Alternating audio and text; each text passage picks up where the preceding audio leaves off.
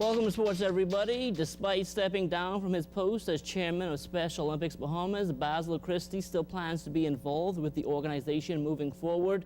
Christie says over the years, Special Olympics Bahamas has proved its worth against the best in the world. Many in the public feel that we don't get as much recognition as we deserve. I'll tell you one thing, everyone in the Bahamas now knows of Special Olympics. I mean, they don't parade us through the streets and motorcades, but they know that Special Olympics is important, and they know that we exist in the Bahamas, and they know we're successful when we compete around the world. Now, while he is satisfied with the growth of Special Olympics Bahamas, Christie says there is still more work to be done. Right now we have Special Olympics in Grand Bahama, Abaco, Long Island, and New Providence. This year, within the next few weeks, we will start a program in Eleuthera. Now, right on the heels of Christie stepping down, Special Olympics Bahamas will be hosting a major regional event, one which Christie expects to come off without a hitch. The first week in December, we have the Caribbean Basketball Championship. This is an annual thing, and we expect countries from all over the Caribbean to compete in this. And then after, we have a soccer tournament. We're expanding in terms, not just in competition opportunities, but sports. This year we introduced bowling. Last year we introduced soccer. And we're hoping to introduce powerlifting this year as well. So we're expanding in numbers and islands and sports and success. Now, up to this point, Special Olympics Bahamas has needed the use of various venues for training. In short order, though, that will all change thanks to the Bahamian government. We signed an agreement with them last year, and that's going to enable them to have a piece of land in the new sports center redevelopment, and so they are pretty close. We're pretty close to signing an official lease for them and getting their project started, and so we're very excited about that as well. And what it's going to do is give them a permanent home for them to train and continue to develop, and so based on that we expect way more success from them going on into the future. The plans are drawn. We have space allocated just outside the stadium, and hopefully within the next 12 months we'll have the Special Olympics Center, so we'll even grow to higher heights. They are responsible for the construction of the facility. I'm told that they have some contributors already who are willing to finance the project, and so our job is to make sure that they get the appropriate spot.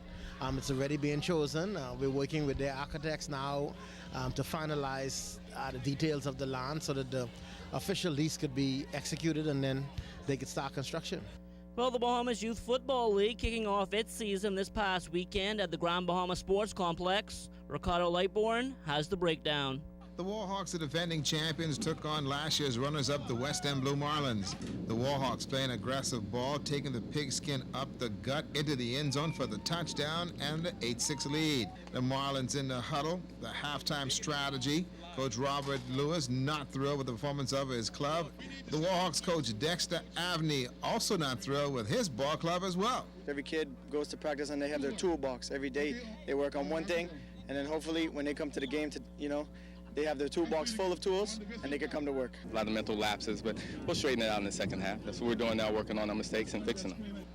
Opening of the third quarter and Warhawks football. The Warhawks went to the air attack. The Marlins simply corner falls down and the wideout scampers some 68 yards into the end zone for the touchdown. Coach Avney happy with the play and calling of the results. West End took it personal and went to their air attack. The pass, now watch the receiver fall down on the play, and he makes the catch. The Marlins then went to their speed merchants. Pass to the halfback. He's off to the races. West End storming back. Things then went south for the Warhawks punting. The Marlins with some nifty blocking up front. The speed on the edges. The touchdown. West End Marlins leading the game, but the Warhawks were not down and out. They went back to their air attack. This one, a 45-yard reception. West End defense then turned up the heat, and they held on to win the season opener 20-14.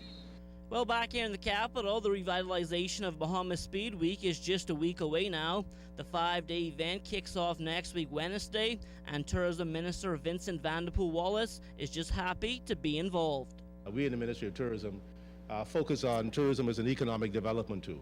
And there was no question that when we started looking at this, it made all the sense in the world for us to look at it as in terms of the long-term development that we are seeking to do with the Bahamas. There are many times we talk about brand building, and what is brand? And brand is very important in terms of making certain that people buy our products and who we are with confidence. Now, the Ministry of Youth, Sports and Culture is also happy to be a part of Bahamas Speed Week.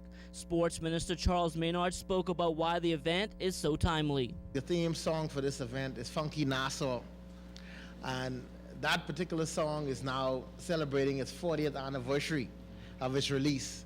And so this is a special event for the Ministry of Youth, Sports and Culture, and we're very proud to be a partner. We're very proud to give our full endorsement to it. And we're very proud to say that we look forward to its annual continuation. And of course, it's finding its permanent home back to its original site in the redeveloped Sports Center. From track and field, all you fans out there can look forward to a major local meet next April, featuring some of the top athletes in the world as they prepare for the 2012 London Olympics.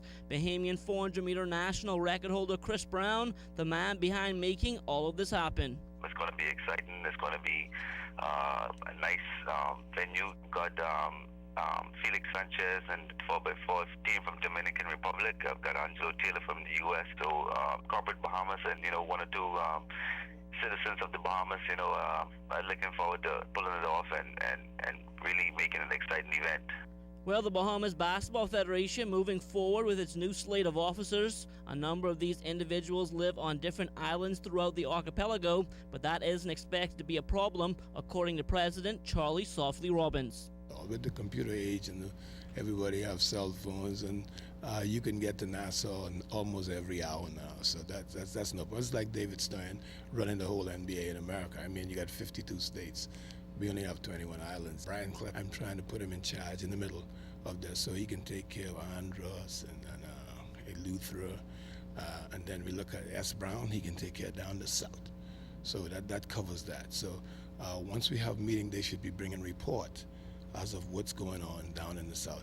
If need be, our first vice Mario, he will definitely be in charge of Family Island basketball.